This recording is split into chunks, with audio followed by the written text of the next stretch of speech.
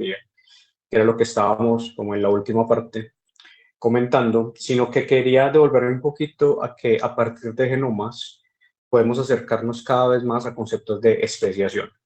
Esto muy trabajado en bacterias y ya se empieza a trabajar un poquito más en hongos. Hablábamos la clase anterior de que habían dos tipos de parámetros fundamentales que se podían utilizar a partir de genómica. Entonces uno se llamaba DDH, ¿listo? Que es simplemente una hibridación DNA-DNA in silico, eso quiere decir computacional, y que es más que todo utilizado para procariotes. Es comparar dos genomas y hacer un experimento de hibridación, perdón, pero en computador. Todas estas pruebas son pareadas, son de a dos, ¿cierto? Que coge un genoma y se compara con el otro. Eso quiere decir que tendría que tener un genoma de una cepa de referencia, una cepa tipo, para poder comparar la cepa que yo tengo, ¿cierto? El genoma de la cepa que yo tengo. DDH funciona igual que la hibridación in vitro o la hibridación en el laboratorio. Si dos cepas, listo, comparten al menos o más, ¿cierto? Entre el 70 y más por ciento de hibridación ADN-ADN. Todos pertenecen entonces a la misma especie. Resulta que ya después salieron conceptos como el ANI, que es la identidad promedio de nucleótidos. Funciona diferente a nivel matemático, pero también compara los genomas, ¿no? Y al ANI le pusieron un porcentaje. Ese porcentaje yo les había comentado que era el 95%. Las cepas que se parezcan un 95% o más pertenecerán a la misma especie. Eso para el caso de procariotes. Esto, con el caso de hongos se ha empezado a trabajar también ANI, he visto varios artículos, pero todavía no se ha llegado a un consenso de qué porcentaje de similaridad se necesita para decir que dos genomas de hongos pertenecen a una misma especie. Pero eso se hace. Con los valores que uno va sacando de ANI, uno puede construir árboles de similaridad, ¿listo? Como unos árboles filogenómicos, pero sin información de secuencias, sino simplemente se construye una matriz, esa matriz tiene porcentajes y un software pues las computa y te saca un árbol de relaciones. Esto en este caso pues una especie de cladograma. Esto quiere decir que entre las cepas estén ubicados en un mismo clúster es porque más se parecen en porcentaje de ANI. Esto, en este caso, voy a subirlo un poquito para que lo vean. ¿Listo? Estas dos cepas, miren, se parecen muchísimo, 98%, listo, pero 98.86%. ¿Cierto? Entre más se va separando, hay distancia filogenética más grande, esto, el valor de ANI disminuye. Esto ya no es lo mismo y ustedes lo pueden ver viendo, ¿listo? Empieza a disminuir del 98.86 y la distancia filogenética es todavía más grande, hasta 98.46 por acá, ¿listo? O 97.80, depende pues lo que se esté comparando. La cuestión también, muchachos, es que si yo utilizo un grupo externo, o sea, un miembro de otra especie, como si fuera una especie de control, miren que el nivel de o el valor de ANI pues es mucho menor que el 95%. Entonces, es un parámetro que me sirve a mí para especies, especialmente en procariotes. Ahora, ¿de dónde salió esto? Salió de este paper del 2005, esto muy famoso dentro de los que estudiamos taxonomía bacteriana. Y era, bueno, hay nueva herramienta, pues qué número le vamos a colocar a la similaridad para que pertenezcan dos genomas de la misma especie. Yo quiero que más que todo nos fijemos en la figura C del paper. Esto aquí la voy a colocar un poquito más pequeño, creo que aquí está bien. En donde lo que hicieron los investigadores, en este caso, de la Universidad de... se me olvidó de dónde eran. Esto, no me acuerdo si de Arkansas, bueno, me disculpo. De pronto es un dato irrelevante para ustedes. En Y, entonces está el valor de hibridación in vitro, y miren acá el 70% y hacen un corte acá, ¿cierto? Y por acá dijeron, bueno, ¿cuándo es que realmente después del 70%, esto que es digamos, el valor de referencia para procariotes o para bacterias, esto también para arqueas, ¿qué valor vamos a considerar para que quede, listo, algo parecido al del 70, o sea, en relación, de hecho, eso es una regresión lineal simple. Esto, y se dieron cuenta que el punto de corte para ANI, que está en eje X, mírenlo acá, que es el 95%. De esa manera, entonces, lo establecieron. Yo les decía en la clase anterior que se arrastraba, de hecho, ese concepto de similaridad ya antiguo, ¿cierto? Y, de hecho, desde hace mucho tiempo, y con técnicas genómicas que ya son muy modernas, en nivel conceptual seguía pasando lo mismo. Esto se relacionan, pero ¿qué pasa entonces con todo el resto, esto que queda por acá? ¿Listo? Y cuando seguimos llamando las especies, ¿listo? Y por acá más bien, ¿listo? Que son de la misma especie, que es casi un 30% pues de diferencia puede alcanzar. El ANI y el DDH, que es de hibridación in silico, generalmente se relacionan. ¿Listo? Entonces, uno puede, existen en Internet, muchachos, no hay que saber nada de línea de comandos, herramientas web, y uno sube los genomas y puede calcular el ANI y puede calcular la hibridación in silico. Aquí están los links de las dos calculadoras para el que esté gomoso. Uno saca los valores, los porcentajes, ¿listo? En este caso son cepas de Bacillus, Megatherium, Arabiati y Flexus, y saca uno los porcentajes de ANI o de DDH. ¿Listo? Mírenlos acá. Y si uno los va entonces a graficar por medio de una regresión lineal simple, casi siempre, ¿listo? Hay una asociación, ¿listo? Y hay un comportamiento lineal entre las dos variables. Estos se comportan, pues, similar. De hecho, los R cuadrados, que son los coeficientes de determinación, tienden a dar alticos, casi del punto 98, punto 95 o más. Entonces, se relacionan muy bien. Pero los dos conceptos siguen trayendo el problema conceptual del 70%. Eso para que sepan. Y hoy ya los papers de genómica que utilizan estos parámetros para decir si son especies distintas o son la misma especie, siguen cayendo bajo el mismo criterio que hasta el 16S, porque este pasa exactamente lo mismo, lo que les explicaba entonces en el capítulo de especies. Bueno, ¿tienen alguna pregunta con estas tres diapositivas nuevas? Bueno, de hecho son dos. Como quería retomar, como para que les quedara un poquito más claro de dónde había salido el concepto de ANI. ¿Todo bien? Sí, profe. Listo, muchas gracias. Listo, bueno, entonces ya de aquí voy a volver a retomar de donde estábamos.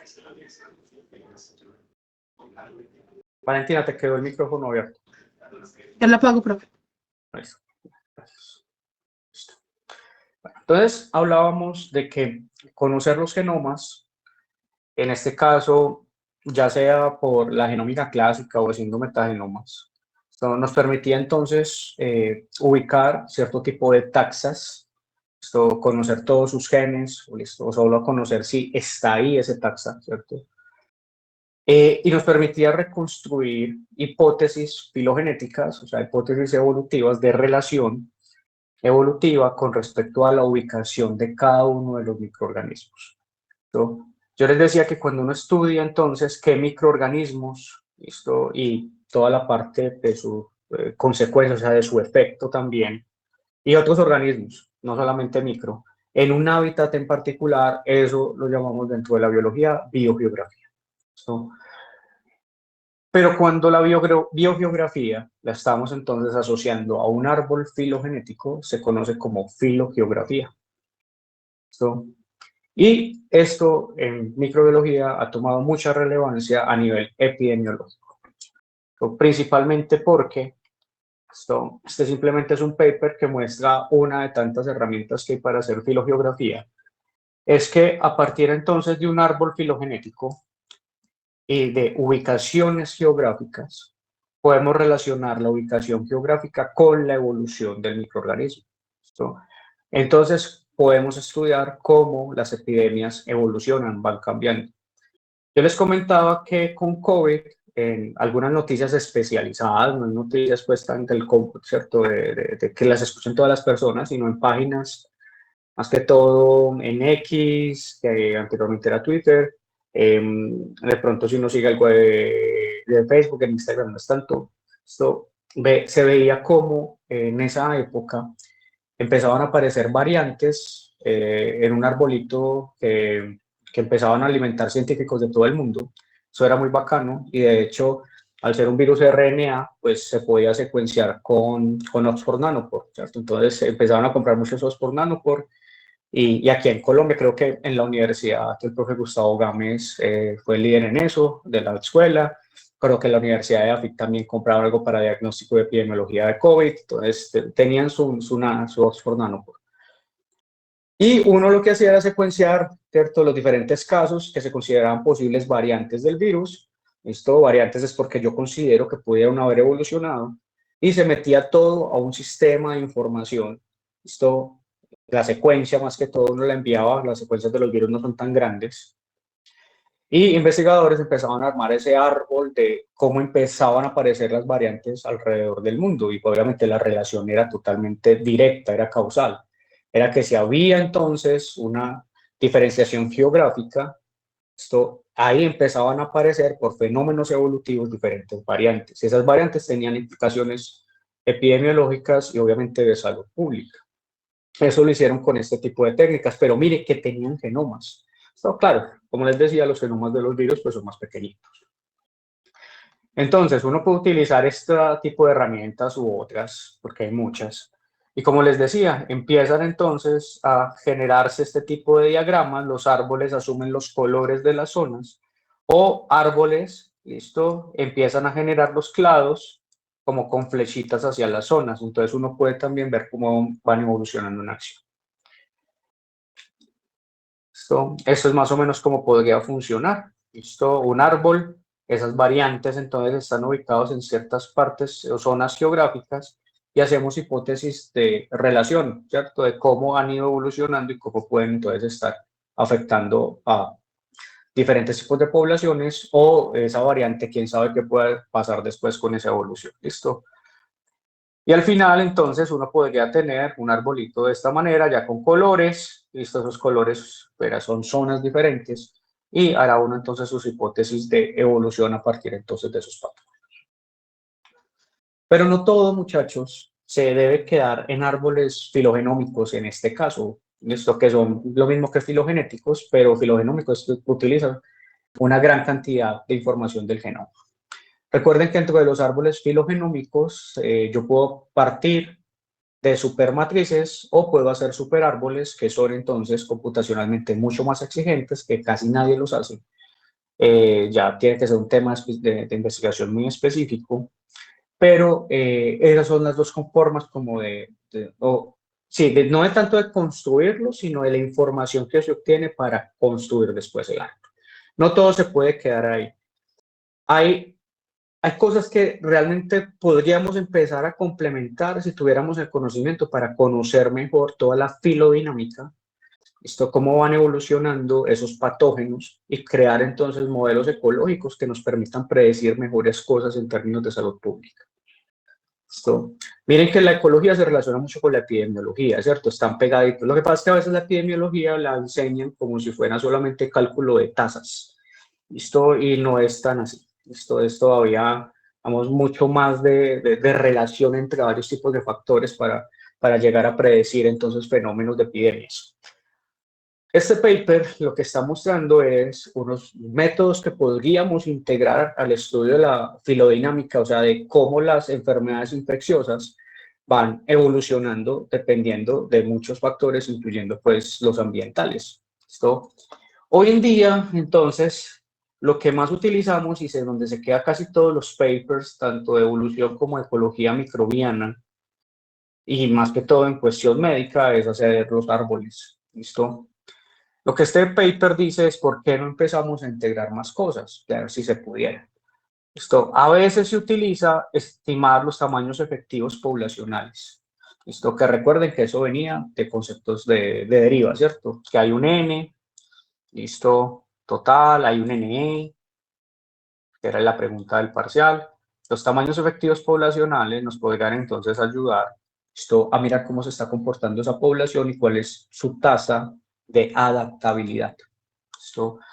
Pero ¿por qué solamente quedarnos ahí? ¿Por qué no empezar desde genomas o desde pruebas fisiológicas a mirar tal vez perfiles de resistencia antimicrobiana, notificaciones de casos, ¿listo?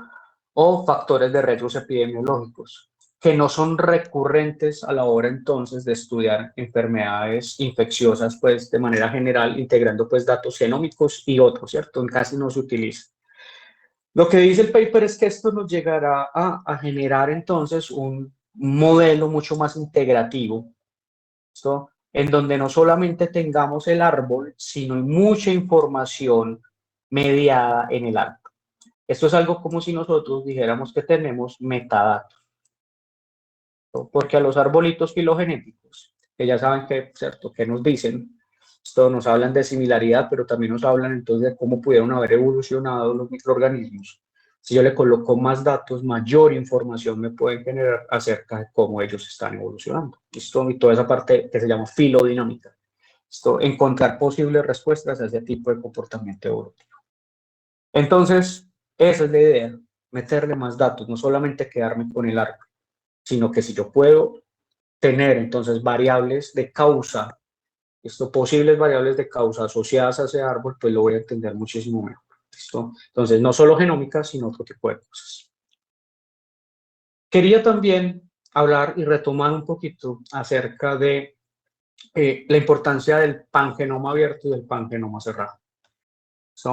Este es un paper de Trends in Microbiology. Muy bacano acerca de ecología genómica, que nos muestra un poquito cuál es la relación, más bien, entre un pangenoma abierto o cerrado con respecto a la ecología de los microorganismos que yo estoy comparando. Recuerden que una forma, entonces, de hacer genómica comparativa, así se llama la técnica, es generar estos diagramas de Venn, que dan la representación de algo que se llama pangenoma. Esto les explicaba que se parecía a la Pangea, porque incluye todos los genes de esos genomas que yo estoy analizando. Que yo puedo tener en este caso, como lo ven, 3 genomas y los puedo entonces comparar con los genes que comparten todos, algunos de ellos, o los que son únicos, que se denominan genoma accesorio. El genoma central se denomina core, o genoma núcleo. Aquí tengo entonces representados 2 casos. En el primero, que es el que estoy señalando, van a ver entonces cómo el core es pequeño, ¿cierto?, en relación pues con esta figura donde está más grande. El core es pequeño porque el genoma accesorio es más grande, tiene genes, un poquito entonces más especializados posible. Y esto hace que dentro de las 3, cada uno de estos genomas, tenga entonces muchas más capacidades metabólicas, que lo que tienen entonces un pangenoma, de hecho, que se considera pues cerrado. ¿Por qué? Porque hay más genes que pueden hacer más cosas. Cuando esto pasa dentro de ya una población, una comunidad que yo esté estudiando, de todas formas recuerden que un genoma es una representación de una población. Eso se considera entonces un pangenoma abierto, y puedo decir que ellos pueden tener diferentes estrategias ecológicas y tal vez ocupar diferentes tipos de nicho. ¿Por qué? Porque hacen cosas muy diferentes. Pero cuando yo paso entonces al pangenoma cerrado, ven que el core, o sea, comparten muchísimos genes, y el accesorio es más chiquitico, o sea, tienen menos genes individuales o únicos por ser.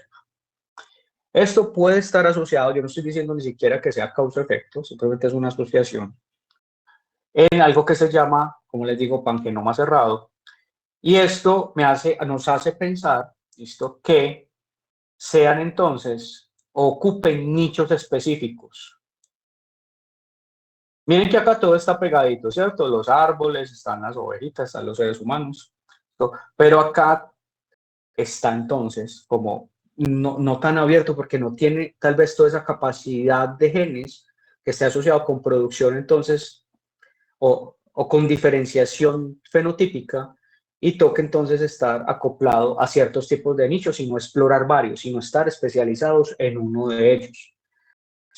Esto ocurre mucho en los pangenomas cerrados, a veces con microorganismos que son patógenos estrictos de seres humanos, animales o plantas.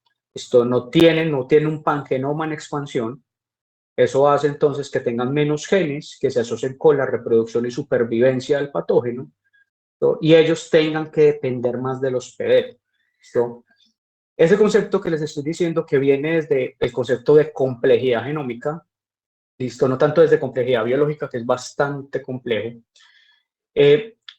hace entonces que, por ejemplo, los virus que tienen tamaños pequeños de genomas, y obviamente pues son muy diferentes a los de bacterias y eucarias, sean patógenos obligados, ¿cierto?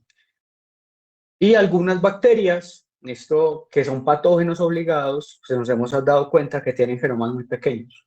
Esto lo que hace que ese pangenoma, esto no sea muy grande y que no vaya en expansión y que no pueda explorar entonces más nichos y se quede siempre muy pegadito hacia el hospedero. ¿Tienen alguna pregunta con esto?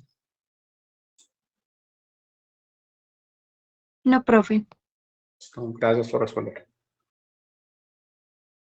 Ahora, quería entonces hablarles, si bien les voy a hablar de un patógeno, mostrarles un caso que estuve pues involucrado estudiando algo de filogeografía con genomas de una bacteria patógena en plantas, pero lo mismo podría aplicar para seres humanos. ¿Listo? La bacteria, tal vez se las he mencionado en clase, es una bacteria gram negativa, se llama Ralstonia solanacearum, es la enfermedad bacteriana más importante del mundo. Y nosotros la tenemos aquí en el país, afectando diferentes tipos de cultivos. Pero donde más causa estragos es en el plátano y en el banano. Esa enfermedad causa entonces un taponamiento de los haces vasculares de la planta, esto haciendo que se vuelva amarilla, o ese amarillamiento generalizado, esto que también se puede conocer como clorosis, esto causa estragos en varias regiones de nuestro país y pérdidas económicas bastante importantes. Nosotros entonces, hace ya algunos años, decidimos estudiar la epidemiología de la bacteria. Por eso les digo que podría aplicar muy bien también a clínica, ¿cierto? A seres humanos y animales.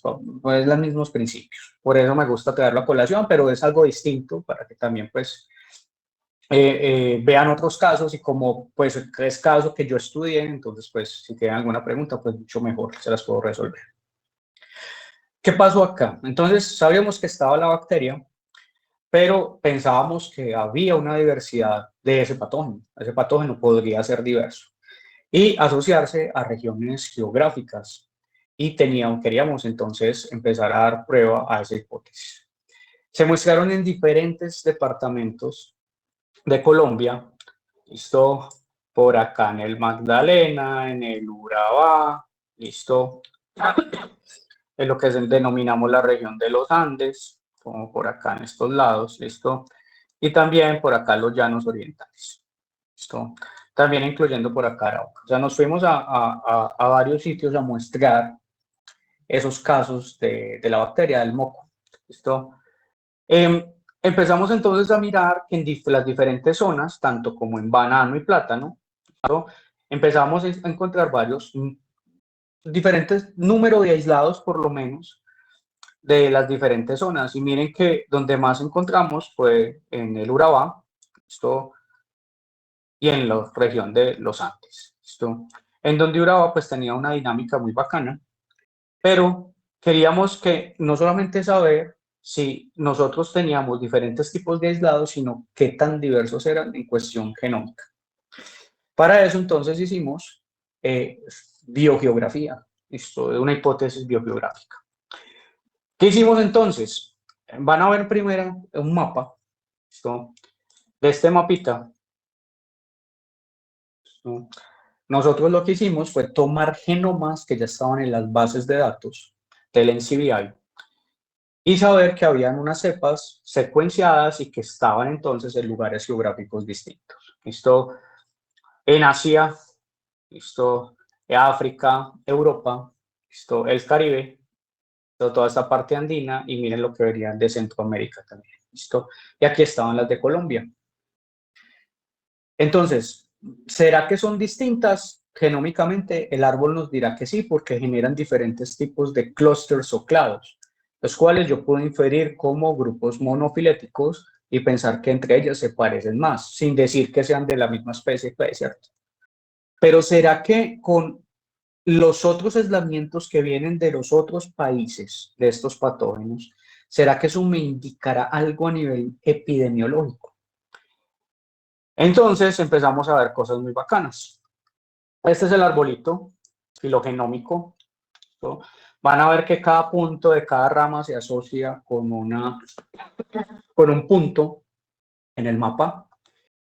Y empezamos a ver, lo primero era que las cepas que encontrábamos en Magdalena se asociaban mucho más, ¿listo? O se parecían de cierta manera a la que estaba por acá en el Caribe. ¿Listo? Miren acá que la cepa, principalmente la de Asia y las dos europeas, miren las dos, perdón, la africana y la europea, mírenlas acá, ¿listo? Y acá está la de Asia. Entonces, pareciera que esto formara, por lo menos en similaridad, un clustercito. Esta parte por acá, mírenla acá, ¿listo? Y esta está muy asociada a lo que entraba por el Magdalena, por Santa Marta, donde hay muchos cultivos.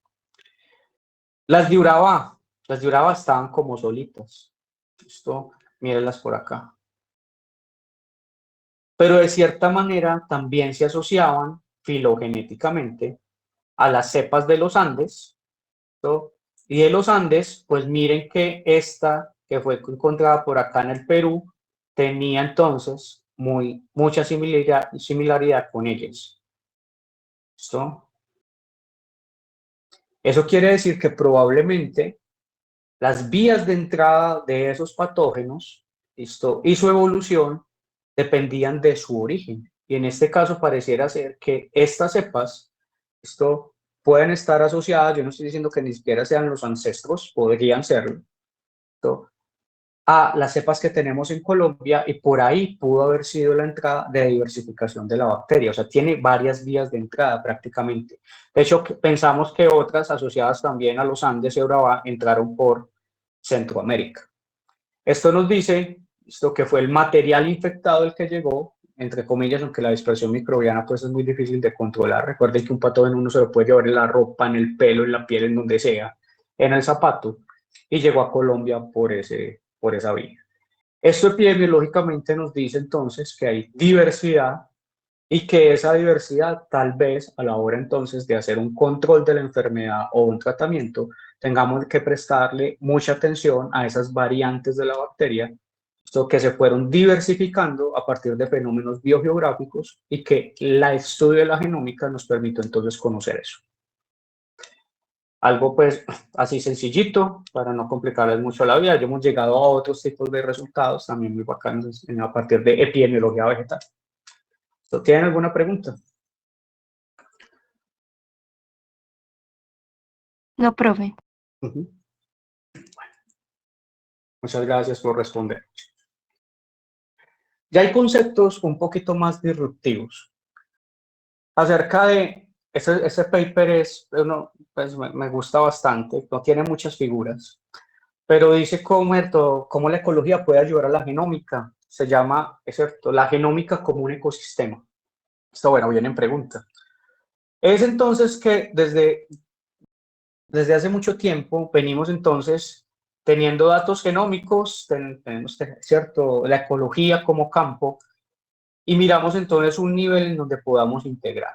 ¿Listo? Cada uno puede tener sus diferentes, digamos, subtemas relacionados, pero ¿cómo lo puedo juntar?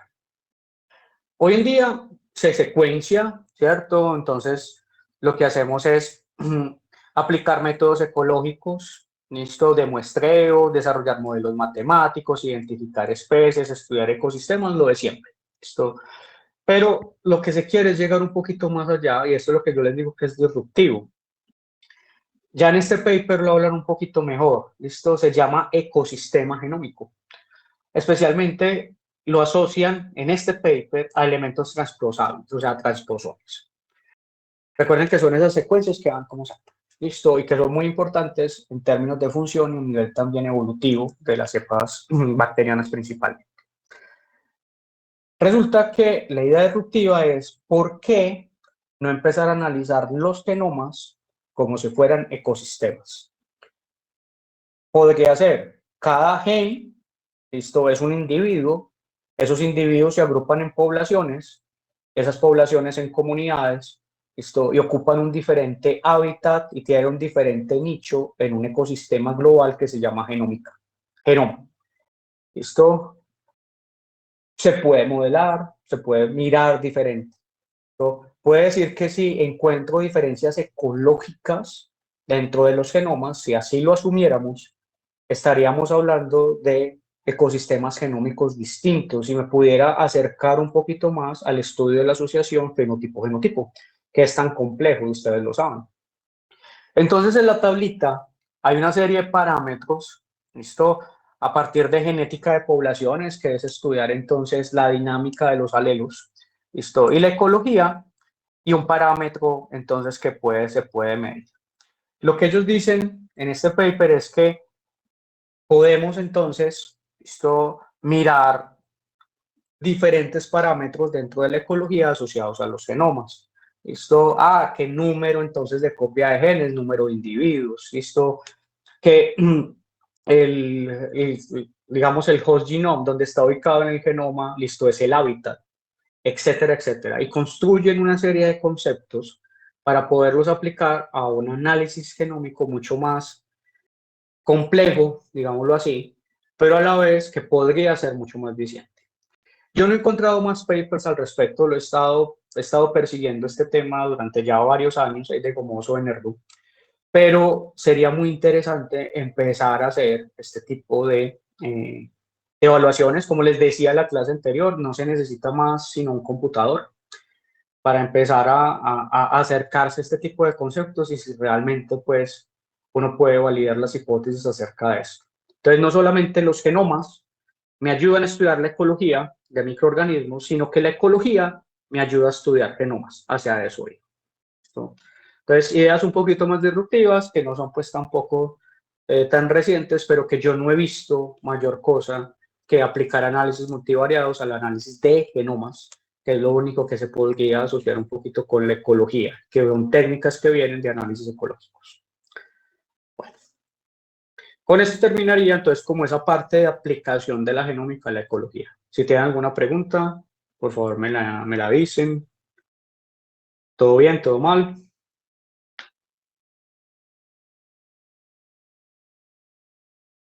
Todo bien, profe. Perfecto.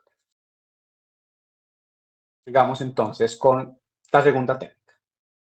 La segunda ómica. Metagenómica, que acá podríamos hablar que la vamos a dividir en dos.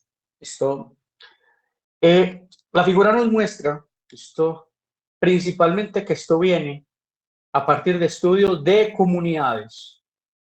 Es extraer el DNA, estoy hablando de metagenómica principalmente, de toda una comunidad.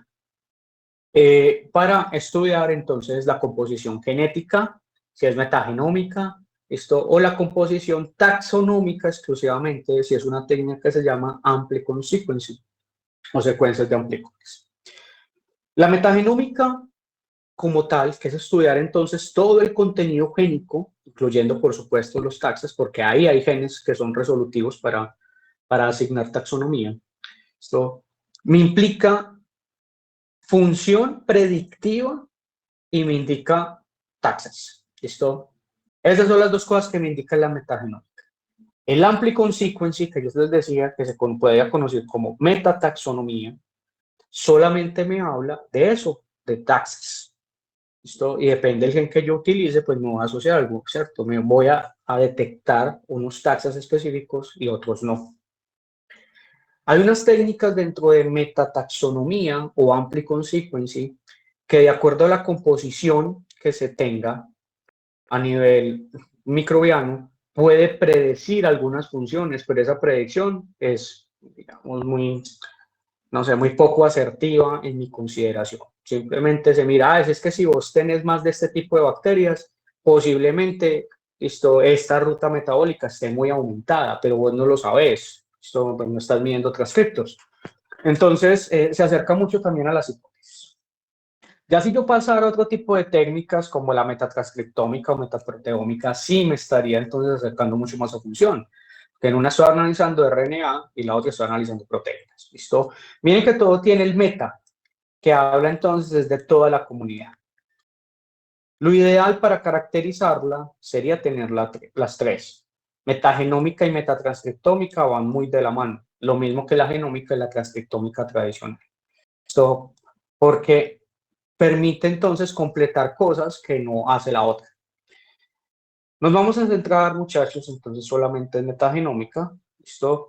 Pero no tanto en sí, en el análisis de todos los genes, sino que vamos a hacer o centrarnos en lo que es la metataxonomía y con eso, más adelante, ya con el profe Julián, si no estoy mal, harán un ejercicio práctico y este será ya parte del tercer parcial. ¿Listo? Pero todavía no hemos entrado a esa tercera unidad. Allá lo haremos. Bueno. ¿Cuál es la diferencia entonces general? De pronto ya lo han visto en otros cursos.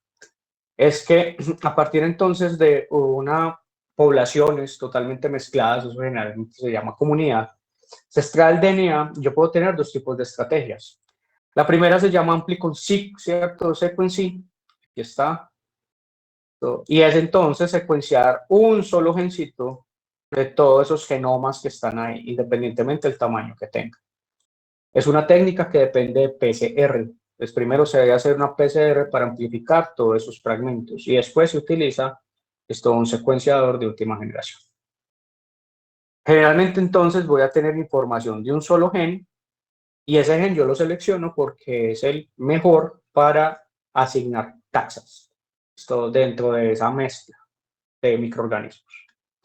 El otro, si es entonces coger todo el genoma, hacer entonces una técnica shotgun, o sea, fragmentarlo y secuenciar todo el contenido de genes. En donde, claro, también hay genes que son muy buenos para taxonomía, pero están todos los otros genes.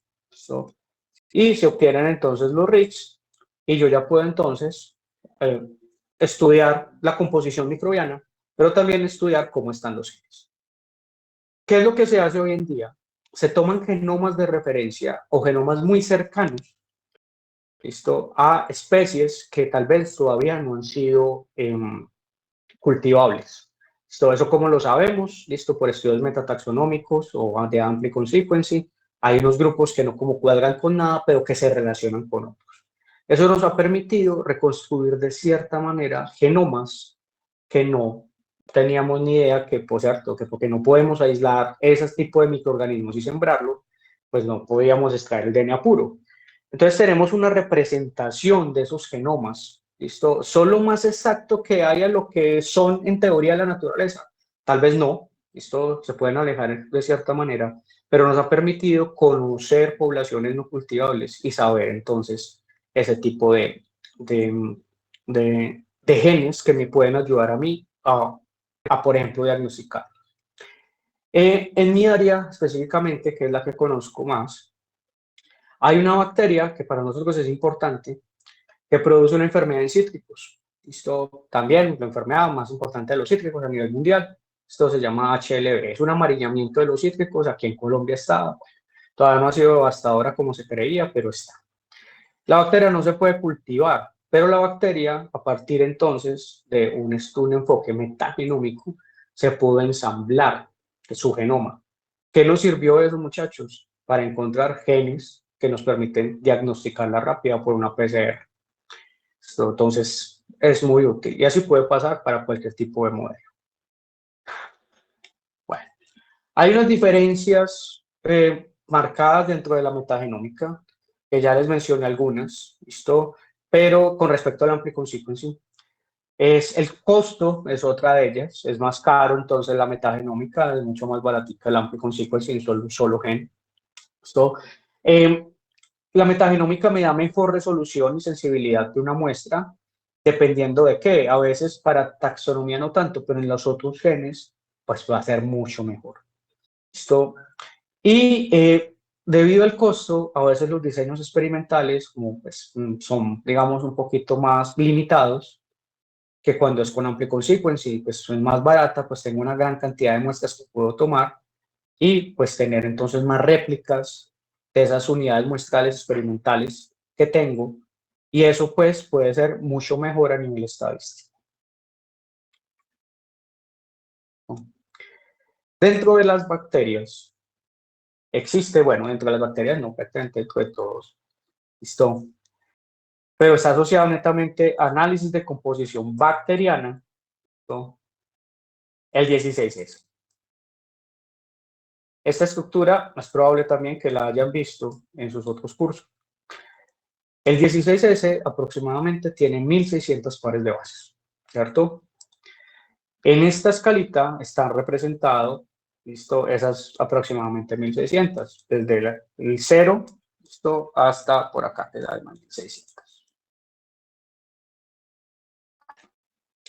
Los 16S, bueno, o el 16S, tiene tanto regiones conservadas, que las vemos en este color que estoy marcando acá, como regiones hipervariables. Esas regiones hipervariables van numeradas de la B1 a la B9.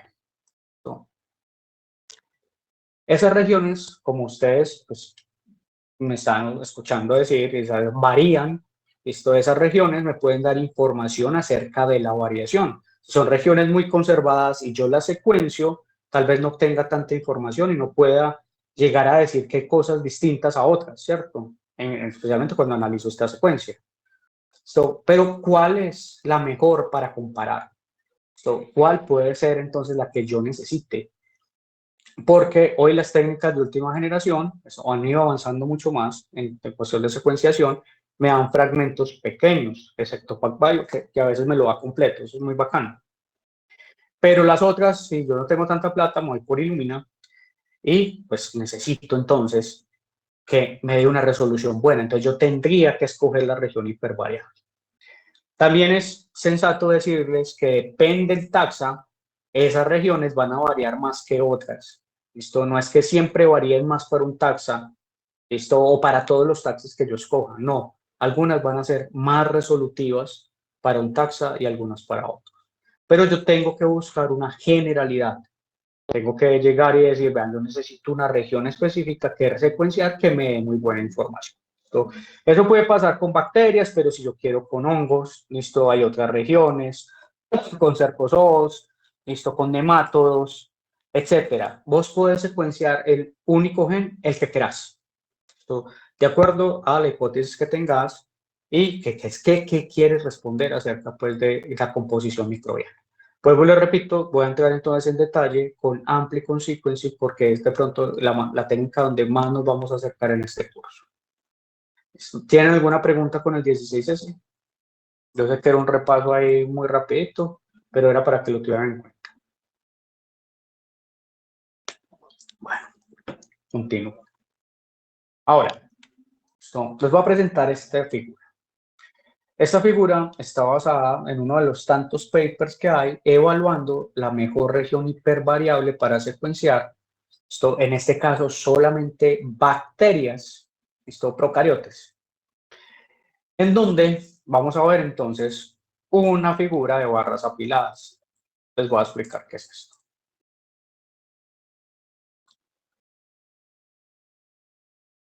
Véanlas acá. ¿Qué voy a tener entonces en el eje X? Voy a tener diferentes nombres de primers. Recuerden que el F es de forward y el R de reverse. ¿Listo? O sea, que van así. Y cada uno de ellos, cuando se escogen para secuenciar, secuencian una región hipervariable específica del 16S. ¿Listo? Por ejemplo, el set de primers, el par de primers 27F y 338R, secuencia la región B1 y B2. La 515 y la 808, los 806, perdón, B3, B4. 804, 1392, B4, B8. Y miren la última región, que es la B5 a la B8, que es la 926 a la 1392. Esto todo reflejado acá. Estas son las regiones hipervariables que cogen, sino que miren que van cogiendo, evaluando primers que va desde esta hasta acá, de esta por acá, etcétera, etcétera. Bueno. En Y tenemos la abundancia relativa. que siempre se va a medir de 0 a 1, ¿no? Es una frecuencia relativa, prácticamente. Y los colores de las barras indican filas bacterianas.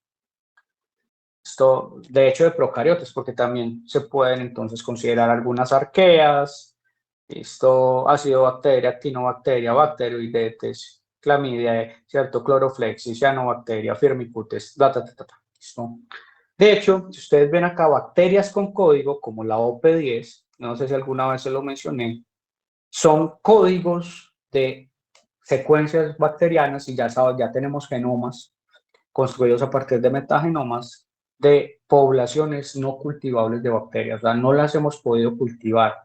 Por esa razón, asumen un código o asumen dentro de la taxonomía, alguna vez lo verán, dice candidatus, candidato a ser tal género. Entonces, ¿cierto? Candidatus liberibacter es candidato a ser liberibacter, etc.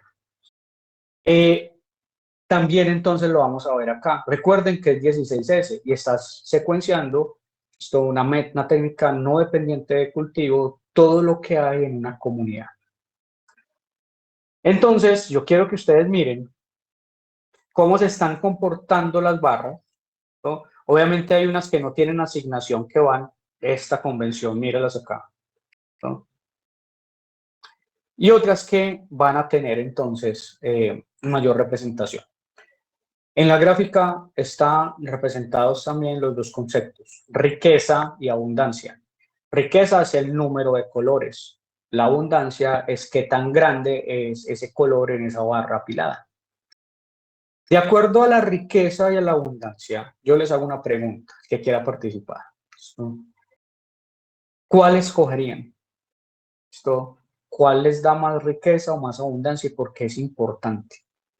¿O qué estoy buscando? ¿Más riqueza o más abundancia? Cuando yo quiero hablar de composición bacteriana en una muestra. Y puede ser cualquier tipo de muestra, de hecho se hace. Mírenla por un minutico y me cuenta quién quiere participar, cuál escogería y me dice por qué.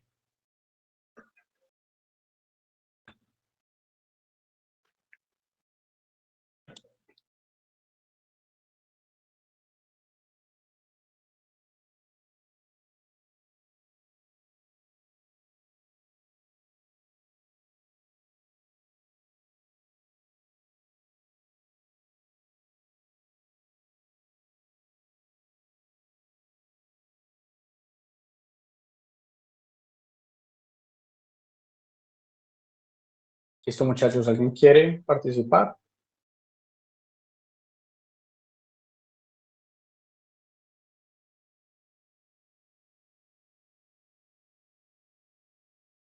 No me toca llamar aquí por orden.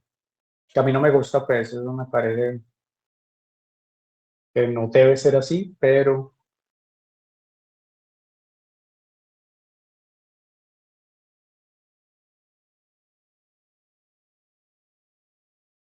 va a ver, pues, va a empezar a llamar entonces. Y se empiezan a desconectar.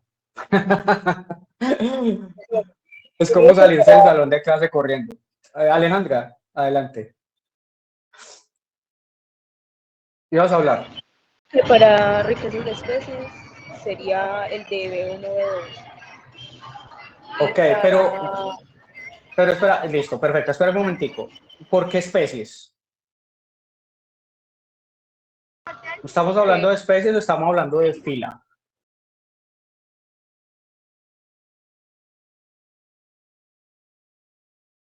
¿Te acuerdas que yo te había dicho que cada color es un filum distinto? Listo, recuerde que el plural es filas o fila, listo, y el singular es filum.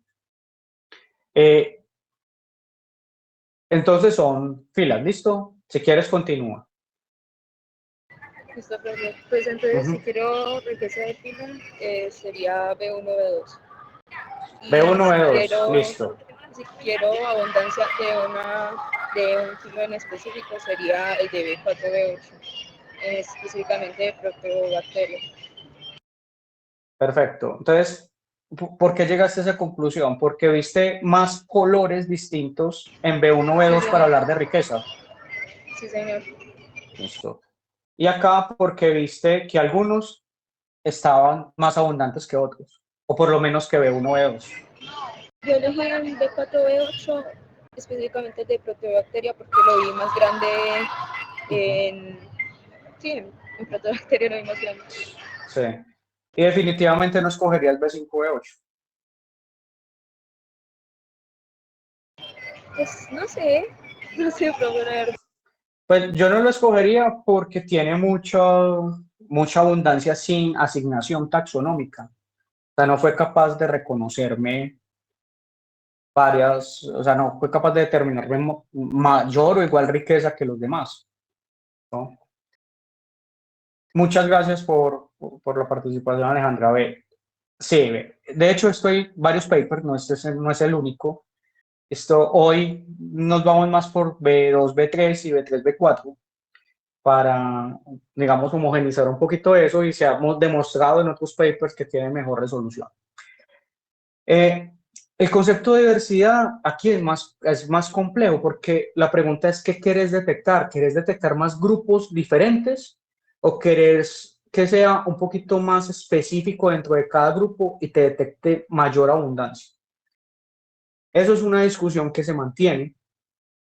Muchos hemos llegado a decir, si yo quiero conocer la composición de cosas desconocidas, pues a mí me interesa más empezar a mirar más la riqueza, ¿cierto? Encontrar cosas que en otras partes no encontraba. Pero si es un experimento, entonces viene que depende. Si es un experimento, si yo ya más o menos sé la composición, tenía datos antes, pues para mí podría ser más interesante empezar a mirar cómo se comporta en la abundancia. O las dos.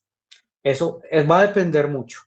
Hoy en día se puede trabajar con, B3, B4, a veces es B2, B3. Hay muchos papers que sustentan esa decisión. Lo que les doy como mensaje es que no todos los set de primers que codifican para esas dos regiones específico, o para cualquier región hipervariable, tienen la misma resolución. Eso puede cambiar. Pero no solamente eso tiene la misma resolución, sino tal vez la técnica que yo utilice, que ya voy entonces a mostrarles eso. Entonces, ese es el mensaje. Ahora,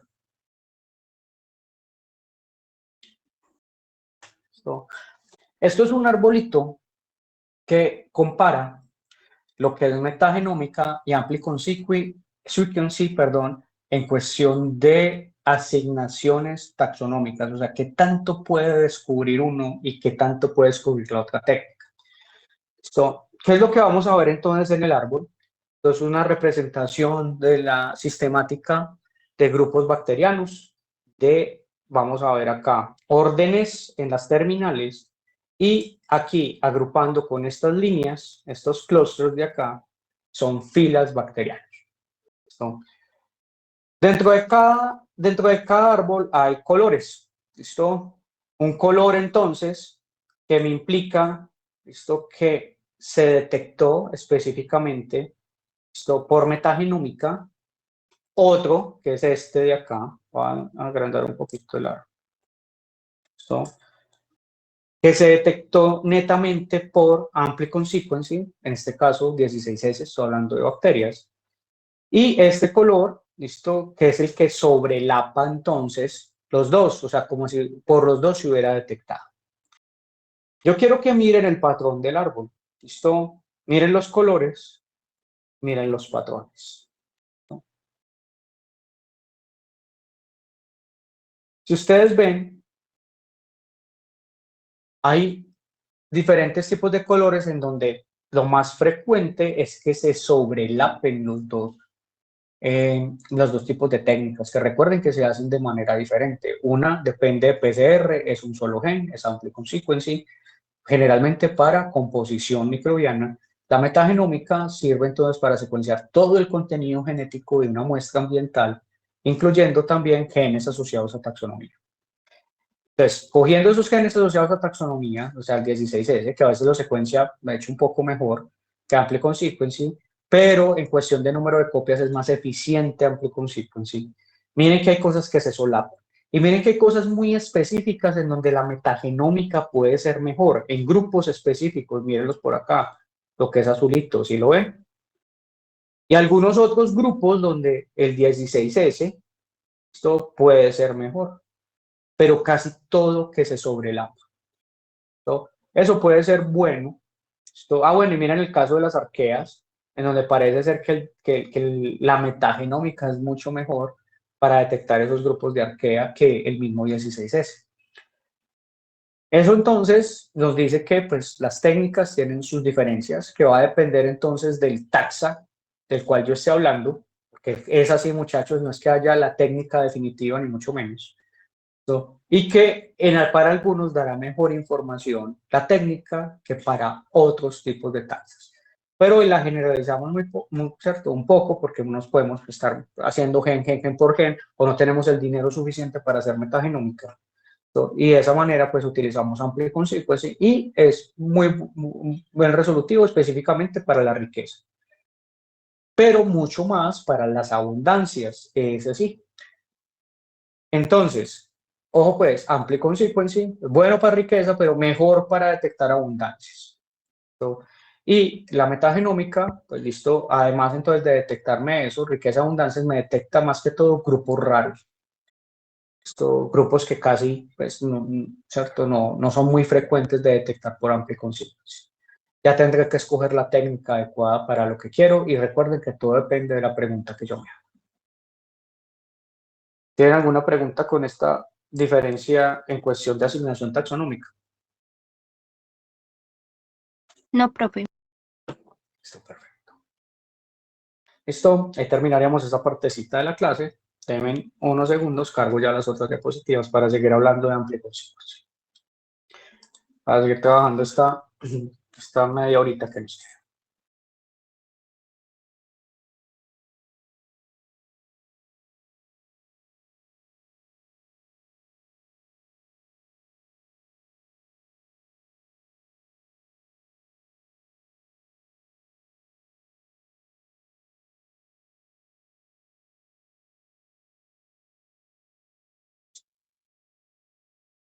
Bueno, sigamos hablando un poquito de Ampli Consequence. Muchachos, uno cuando va a aplicar la técnica, y es de las principales en ecología microbiana, para mí es prácticamente la más usada en cuestión de composición. Uno, pues claro, debe diseñar un muestrero o tener un diseño experimental. Definir bien las réplicas, ojalá intentar no hacer o hacer pseudo réplicas, pero saber tratar las pseudo réplicas, porque puede llevarle a errores estadísticos. Recuerden, puede ser que los lleve más a error tipo 1 y estén, ¿cierto?, entrando en el mundo de los falsos positivos. Entonces, hay que tener en cuenta eso primero. Uno extrae el DNA con unos kits. Esos kits pues no son tan baratos. Y ese DNA cuando uno lo tiene, uno lo debe enviar a secuenciar. Usted sería muy de buenas, pero casi siempre pasa en el extranjero que en su laboratorio haya secuenciado. Tanto Oxford Nanopore, Pacvayo es más difícil que lo haya, pero en Illumina hay muchos más, entonces los puedes secuenciar. Obtienes la información de la secuenciación y después te pones a procesar los datos para saber entonces la composición. ¿Listo? Hoy todavía es más barato enviar a otros países. Generalmente yo siempre he enviado a Corea del Sur, en una empresa que se llama Macrogen. Pero últimamente cambiamos y ya estamos enviando a la China. En la China parece ser mucho más barato que en Corea del Sur y les voy a mostrar entonces cuánto puede estar costando. Esta cotización es apenas de finales del año pasado que estábamos haciendo, de hecho, un servicio que es muy bien pago. Cada investigador se puede estar ganando por ese servicio, no sé, entre 3 y medio y apenas somos 2. En donde una empresa que está haciendo unos ensayos, en este caso pues en árboles, está mirando si los microorganismos que están aplicando ahí, uno en específico de un producto comercial que ellos venden, de una compañía de una multinacional europea que vino a hacer ciertos ensayos acá en Colombia, quiere mirar si ese microorganismo está ahí, y qué tanto afecta las otras poblaciones microbianas cuando se están agregando al suelo. Ya se cuenta como un probiótico, funciona muy parecido. Esos mismos ensayos hacen con nosotros. Esto nos dan entonces el probiótico, miran si él se establece. Esto obviamente sería con muestras de materia fecal. ¿listo? O de otra parte, pues, a nivel intestinal, y qué tanto afecta las otras poblaciones que están entonces interactuando con él, a ver cómo se está balanceando, si está en disbiosis o si no está en disbiosis, etcétera. Y así es que se prueba. Aquí fue muy difícil decirle al cliente, esto ya es una anécdota, decirle que por esta técnica no podíamos saber exactamente si ese microorganismo que estaba aplicando ellos era entonces el que se detectaba acá. Porque para eso tendrías que tener un gen específico, un gen de una sola copia que tuviera ese genoma de ese microorganismo. Acá no, acá eran genes universales, ¿cierto? Entonces, marcadores universales, entonces no se podía. Entonces se le explicó eso, dijo que no les importaba, que de todas formas con los controles que habían, si ese taxa de bacterias estaba enriquecido, lo iban a asociar entonces, ojo, no es causa-efecto, sino asociar con lo que ellos habían aplicado. Ah, bueno, entonces era un probiótico para plantas. Esto, pero como les digo, así mismo funciona en los seres humanos, pues por lo menos las evaluaciones. Miren, entonces eran 40 muestras. Esto no era mucho, generalmente se tienden a hacer más. Esto, lo que nos hicieron los chinos fue un gangazo porque no solamente nos secuenciaron el 16S de cada muestra, sino que miren que también nos secuenciaron genes de eucaria. Entonces fue mucho más bacano porque teníamos mucha más información de los taxas de toda esa muestra. Esto incluyendo entonces hongos, protozoos y nematodos, que son muy importantes, y tal vez microcrustáceos, o sea, artrópodos muy pequeños. Y miren al final lo que costó en dólares. $1.590 costó. Esto no es mucha plata. Esto obviamente en un país precario en ciencia, como a veces nos toca a nosotros, puede ser que sí, pero si ellos iban a pagar, pues de una dijeron que sí y se mata. ¿Listo? Eso es más o menos lo que cuesta secuenciar. Estos son datos reales. Siempre me gusta como mostrarles eso, para que sepan cómo juega. Obviamente el mercado, el precio del dólar nos afecta directamente a nosotros porque somos una moneda que depende muchas veces de la comparación con el dólar, y a veces nos da bastante duro, ¿cierto? Y pues nosotros prácticamente pues, nos toca comprarlo todo afuera para investigación y todo se encarece si el dólar se pone caro. Eso es lo que cuesta. Entonces, uno ya llega, acepta y manda a secuenciar. Esto, ¿qué es lo que hacen allá de forma muy general? Porque depende, ustedes recordarán los métodos de secuenciación, listo, y las categorías que tienen, listo, o las generaciones. Listo, de primera a tercera, depende lo que hagan.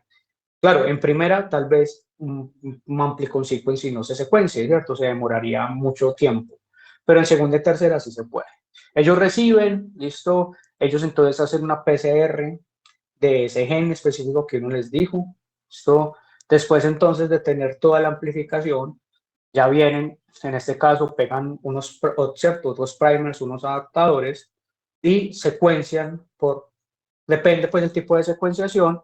Esto, aquí están entonces como ese tipo de adaptadores y de primers que pegan.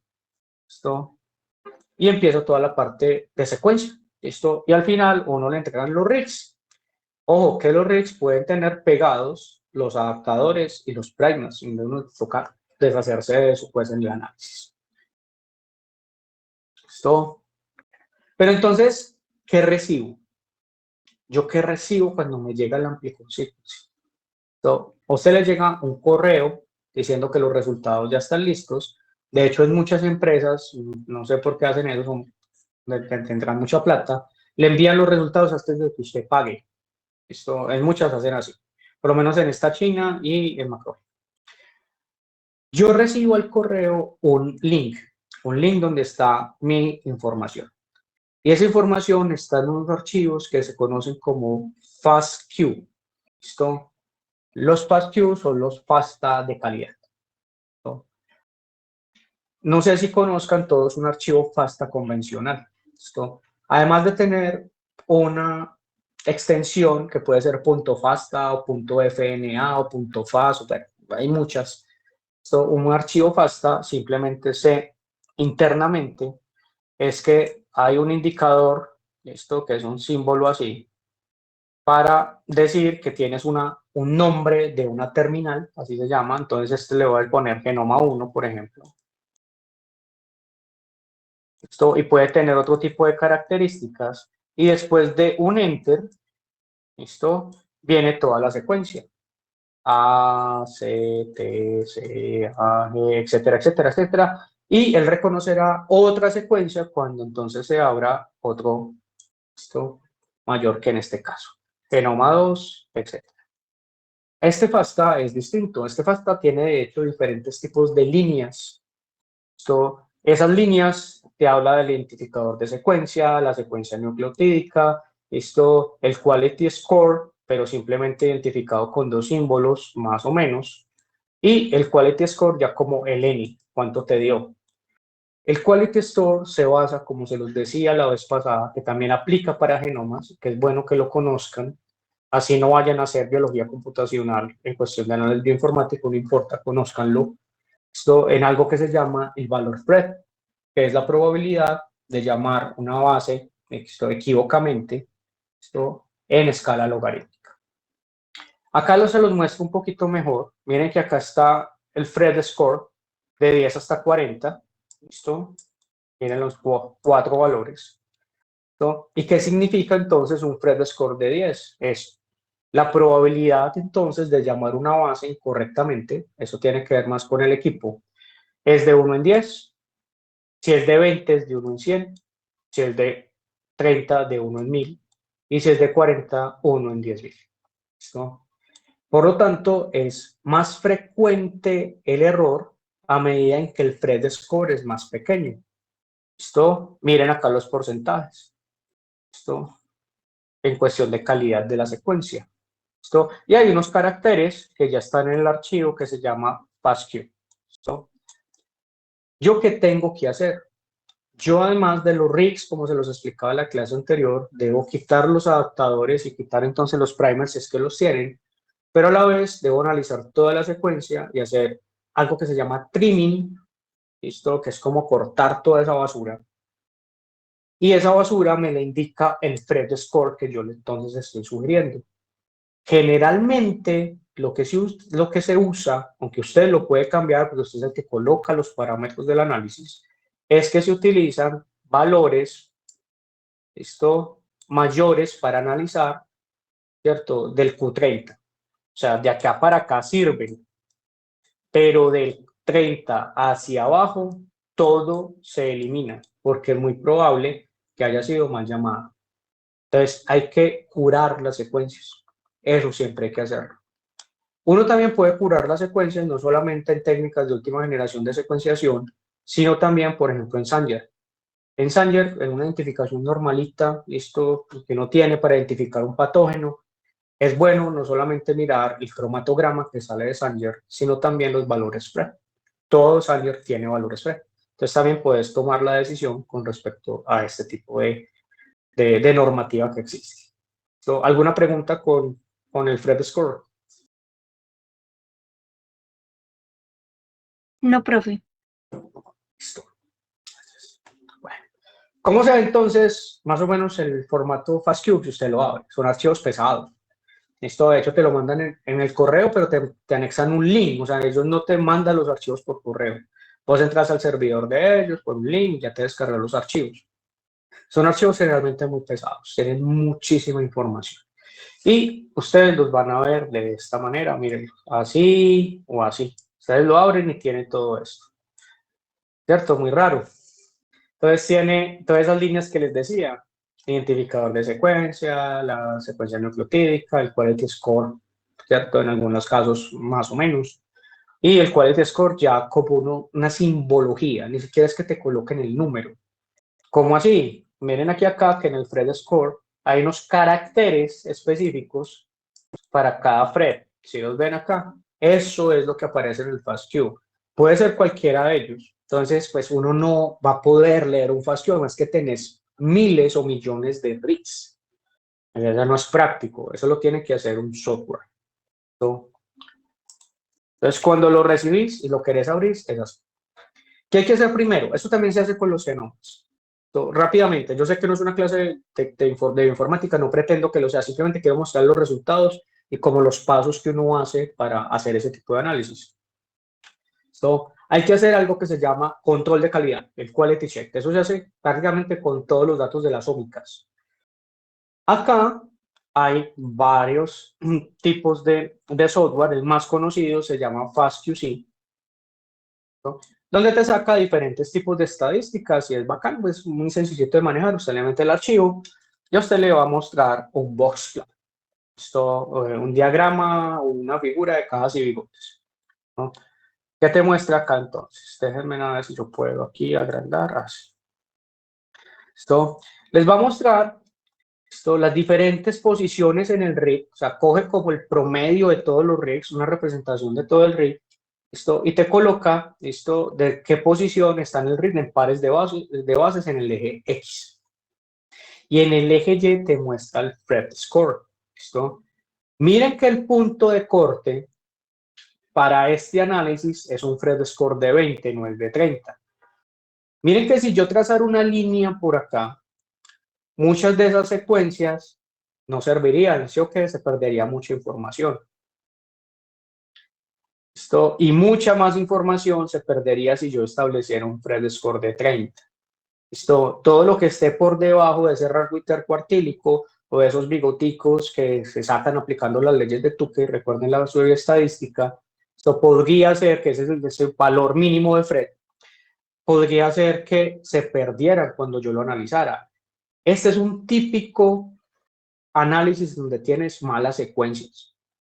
Vas a perder información o vas a tener que ser muy laxo con tu control de calidad. Vas a perder composición. Esa es la cosa. Pero miren qué pasa con una que esté una nota, que ojalá todas dieran así. Miren el Phred score y miren entonces cómo ellas están por arriba del Q, ¿cierto? Del Q30 que se llama, de ese punto de corte. Y acá entonces no vas a tener, primero no tienes tanta variación en calidad, tienes muy poquita variación y no vas a perder información. Y eso es supremamente bueno. ¿Listo? Entonces eso es lo primero que uno hace. Segundo es eliminar el ruido. ¿Listo? Hay que, por medio de una herramienta que se llama la más famosa, no es la única, Trimomatic. Recuerden que hay que llegar y cortar ese Q30 y se van adaptadores y se van primers. Si usted tiene la información, mejor. Simplemente se lo mete un software, corte de aquí a acá y tal. Y te van a quedar ya unos rigs más depurados, con una buena calidad y sin secuencias que te puedan generar ruido en el análisis, especialmente de la asignación taxonómica. ¿Listo? Eso es lo que se llama el denoising, no es la eliminación de ruido. ¿Listo? Para que después todas las secuencias se puedan comparar. Explico cómo funciona el tipo de análisis que hace el Amplicon Sequencing. Esto, que en eso me demoraría unos, creo que 10 minuticos, y con eso terminamos la clase de hoy, y en la próxima terminamos esta partecita y empezamos ecología numérica, que ya sería entonces presencial. Hay algo que hay que definir primero antes de llegar y analizar las secuencias, es saber con qué concepto operativo voy a funcionar para agruparlas y saber que pertenecen a un mismo taxa y cuántas de esas secuencias son las de ese taxa, o sea, decir, riqueza y definir abundancia. El más usado, que hoy ya empieza a perder relevancia, se llama unidad taxonómica operativa o por sus siglas en inglés OTUS. Que es muy aplicado, no solamente a la ecología como tal, sino a la taxonomía. Esto obviamente su nombre lo indica. El OTU te puede definir con base en un criterio individuos, poblaciones, especies, géneros, cepas. Bueno, eso dependerá. En esta ocasión, muchachos, es supremamente complicado que te defina especies, y mucho menos cepas. El rango taxonómico máximo a donde va a llegar este tipo de análisis son los géneros. Todavía no hemos llegado hasta especies, hasta género nos va a llegar. ¿Listo? Pero si utilizas OTU en otro contexto, puede ser que una unidad taxonómica operativa sea una especie. Ejemplo, el concepto operativo de especie con el 16S, eso es un OTU. ¿No? Pero ese OTU en metataxonómica o en Amplicon Sequencing cambia. ¿No? ¿Cómo se define un OTU acá? Específicamente por un concepto de similaridad. Y esa similaridad es el 97%. O sea, van a ser un mismo OTU o una misma unidad taxonómica operativa si se comparte el 90% o más de similaridad en la secuencia 16S. Que recuerden que en este caso no es todo el 16S, no son las 1600 pares de bases, sino que es una región chiquita del 16S, que puede ser B2, B3 o B3, B4. ¿Listo? O de otro gen, que también va a ser una región, ¿cierto?, más pequeña que el gen completo. Eso lo tienen que tener muy presente. Eso no es la misma capacidad de resolución, porque en uno está más grande el gen, 1600, ¿cierto? A veces en Sanger hasta 1000, cuando te va bien, pero cuando pasas acá ya son secuencias más pequeñitas, son secuencias de, no sé, desde póngale 150, máximo 300 nucleótidos. Es más difícil entonces asignar de esa manera. Entonces, con base en esa cantidad de nucleótidos y de su similaridad, se forman los otros. ¿Y cómo funciona la cosa? Va a funcionar de la siguiente manera. Déjenme por acá, coloco una diapositiva en blanco.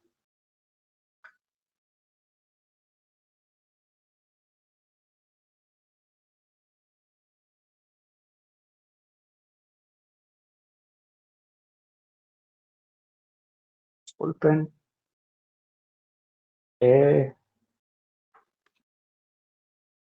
Aquí. ¿Están viendo mi diapositiva en blanco? Sí, profe. Listo. Entonces, pillen cómo funciona de bacán. Entonces, tú tienes muchos rigs. ¿Listo? Rigs. Por acá otros, por acá otros. Entonces, el primer criterio es definir el OTU. OTU es 97% de similaridad. Entonces, primero te va a decir, vean, el algoritmo lo que te hace es que coge todas las secuencias que se parecen en el 97% más, por ejemplo estas, y te dice, este es el OTU 1. Porque todas ellas se parecen 97% más. Todas estas de acá también se parecen el 97% más. Entonces sería un OTU 2. ¿Listo? Estas también. ¿Listo? Ahí me disculpan que ustedes saben que esto escribe todo mal. Puede ser que yo también esté escribiendo mal. ¿Listo?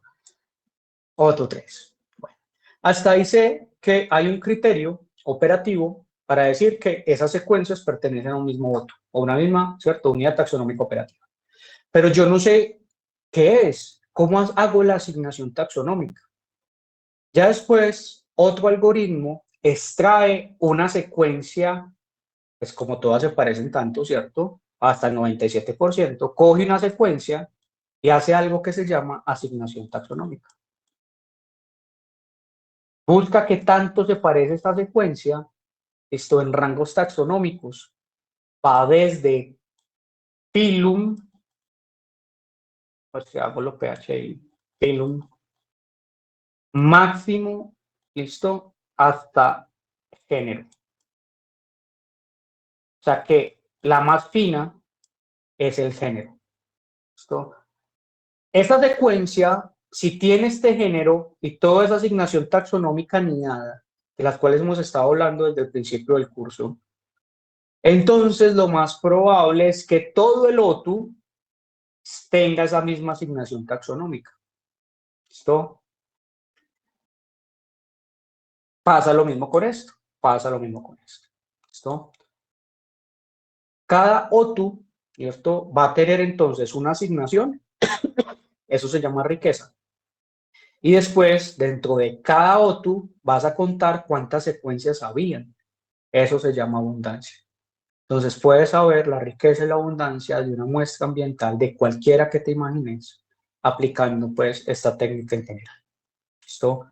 Eso es lo que se le llama, entonces, asignar OTUs y también asignar taxonómicamente a cada OTU, ¿listo? Porque tiene un rango taxonómico, pues, en particular. Así es que funciona la cosa. ¿Preguntas, muchachos? Repite lo de la asignación, por favor. Claro, Valentina. Cuando se forman los OTUs, que recuerden que hay un porcentaje de similaridad, con 97%. Todas estas secuencias se parecen el 97% más. Después un software te genera que esto es un grupito. O un software va a coger y te va a sacar una secuencia representativa de cada auto. ¿Listo? Y en este caso, pues, un algoritmo. Puede ser por línea de comando o un software de cliqueo, como ustedes quieran. Y uno escoge digamos, una base de datos confiable dentro de la asignación taxonómica. Hay muchas bases de datos. Para procariotes, la que yo utilizo siempre es Silva. Esto es la base de datos del Silva, que es la más curada de todas, hasta ahora. Habrá que ver más adelante. Coge esa secuencia y le asigna un taxa de acuerdo a qué tanto se parece esa secuencia de ese OTU en las bases de datos que tenemos. Entonces él dice, vea, esa secuencia se parece a esto y te da la información desde filo a género o desde dominio a género. Eso también puede ser, depende. ¿Listo? Ah, claro, ya me dio entonces la información de la asignación taxonómica, ya sé qué taxa es. Entonces, por consiguiente, se infiere, ¿listo? Que ya es una inferencia, que a partir de algo particular, algo general, que todo ese OTU pertenece a ese mismo género, con toda la asignación taxonómica, ¿cierto? De rangos que vengan después, ¿cierto? Todos esos rangos taxonómicos desde dominio hasta género. Así funciona para cada OTU. Por lo tanto, yo con este tipo de técnica computacional, que es la que se aplica siempre, puedo entonces conocer la riqueza, porque sé qué taxa es, y la abundancia, porque si el software me cuenta cuántas secuencias habían de esa taxa, me indica que puede entonces ser que haya más abundancia dentro de esa taxa en esa muestra. ¿Listo? Y OTU no es el único concepto operativo que hay. Hay otro con el que se maneja más hoy, se llama ASV, pero lo vamos a ver la próxima clase. ¿Listo? O Amplicon Sequence Variant. Cambian varias cosas y en la próxima clase se los explico. No sé si Listo. quedó claro. Sí, profe, gracias. Listo, con gusto. Listo, muchachos. No sé si haya más preguntas, algún comentario.